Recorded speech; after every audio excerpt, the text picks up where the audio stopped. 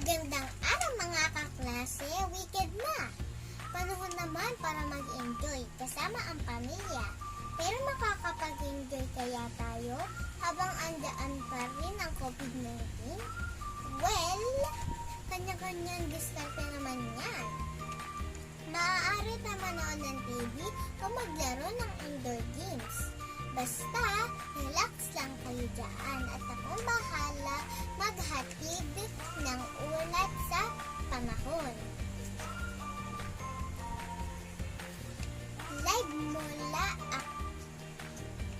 mula sa bahay, ako si Kira para sa ulat panahon.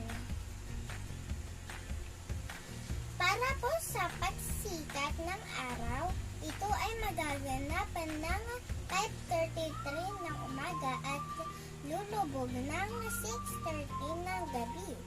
Meron na po tayong temperatura na 35 degrees Celsius sa tanghali at 26 degrees Celsius sa gabi.